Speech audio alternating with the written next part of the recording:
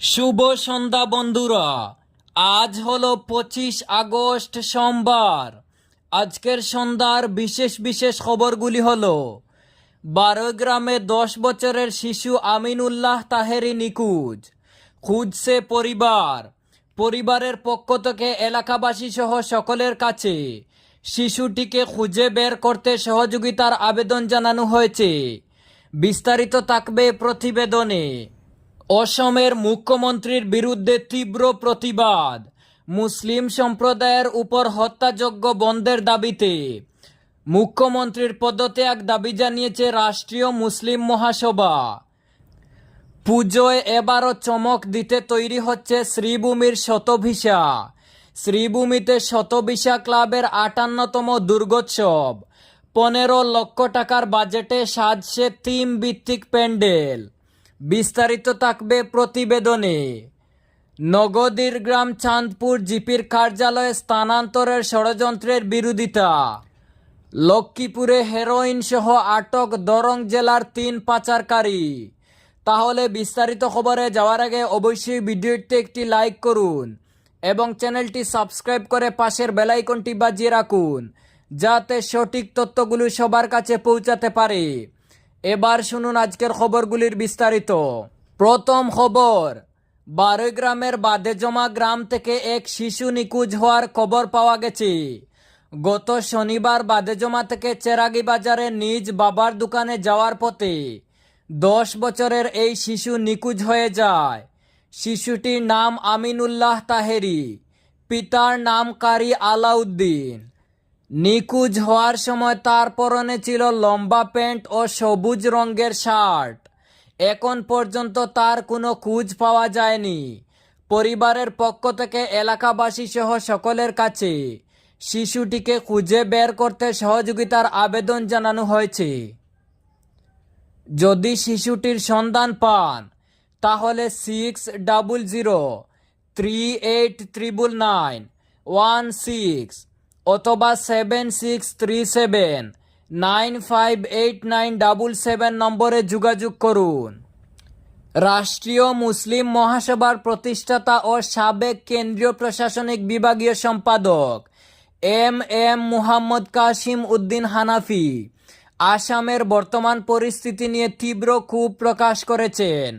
তিনি আসামের মুখ্যমন্ত্রীর সমালোচনা করে বলেন, মানবতার কবর খননকারী এই ফেরাউন দানবকে এখনই গ্রেপ্তার করা আবশ্যক।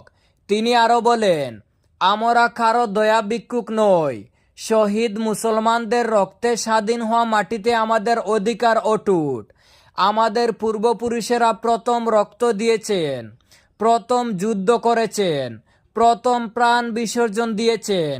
স্বাধীন ভারতের ইতিহাসে জমিয়ত উলামায়ে হিন্দের অবদানই মূল ভিত্তি।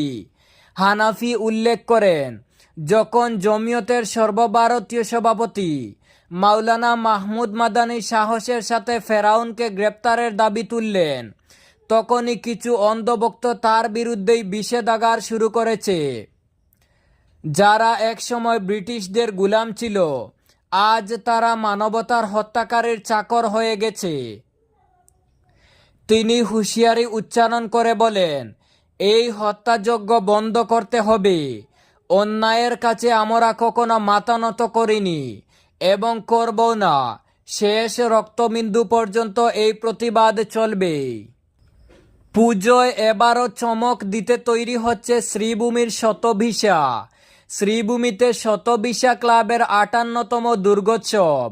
15 লক্ষ টাকার বাজেটে সাজছে থিম ভিত্তিক প্যান্ডেল। বিগ বাজেটের পুজোগুলোর মধ্যে অন্যতম শহরের নীলমণি রোডের ক্লাব শতভিসার পুজো।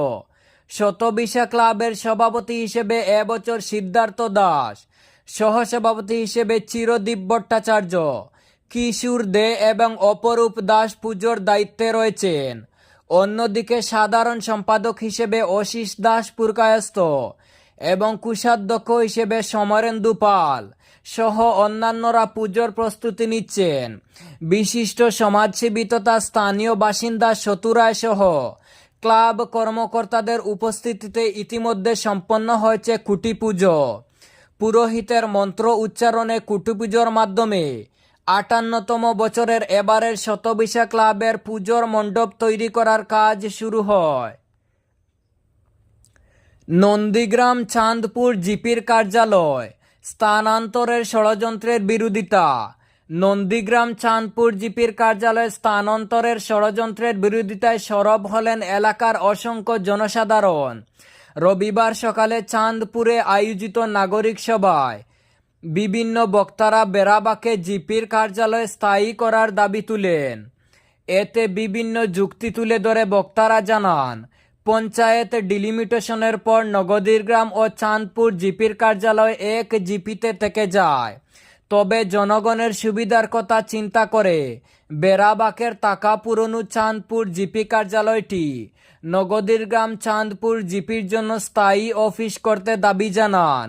জিপির বেশি সংখ্যক গ্রুপের নাগরিকরা সহজে বেড়াবাকের অফিসে আসতে পারবেন এবং প্রয়োজন পড়লে ব্লক অফিসে যেতেও সুবিধা হবে।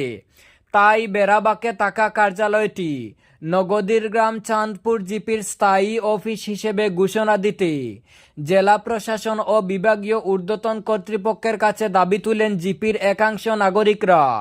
স্থানীয় বিশিষ্ট নাগরিক ফিরদৌস লস্করের পৌরোহিত্যে আয়োজিত নাগরিক সভায় বক্তব্য রাখেন বিরোধন সিনহা, রহিম উদ্দিন লস্কর, মুন্না নাথ, আফসানা বেগম ও মাওলানা জাকারিয়া আহমেদ সহ অন্যান্যরা। লক্ষ্মীপুরে হেরোইন সহ আটক দরং জেলার 3 পাচারকারী। কাছাড়ে পুলিশের মাদক বিরোধী অভিযানে কাছাড় জেলার লক্ষ্মীপুর থেকে 41.5 লক্ষ টাকার হেরোইন সহ দরং জেলার 3 যুবক আটক। গোপন সূত্রের ভিত্তিতে কাছাড় জেলার লক্ষ্মীপুর অঞ্চলে মাদক বিরোধী অভিযানে কাছাড় পুলিশ একটি যাত্রীবাহী অটোতে তল্লাশি চালিয়ে দরং জেলার 3 যুবককে আটক করেছে। তারা অটোরিকশায় যাত্রী সেজে যাচ্ছিল। তল্লাশির সময় তাদের কাছ থেকে 83 গ্রাম হেরোইন উদ্ধার হয়। আটক 3 জন হল উবির আলী, রাজাক আলী, মইজ আলী। তাদের বাড়ি দরং জেলায়। পুলিশ সূত্রে জানা গেছে, বাজেয়াপ্ত হওয়া হেরোইনের কালোবাজারি মূল্য প্রায় 41.5 লক্ষ টাকা। ঘটনার তদন্ত অব্যাহত রয়েছে। মাদক পাচারের সঙ্গে আরও কারো জড়িত রয়েছে তা খতিয়ে দেখা হচ্ছে। এই ছিল আজকের সন্ধ্যার বিশেষ খবরগুলি। ভিডিওটি অবশ্যই লাইক এবং শেয়ার করে দেবেন।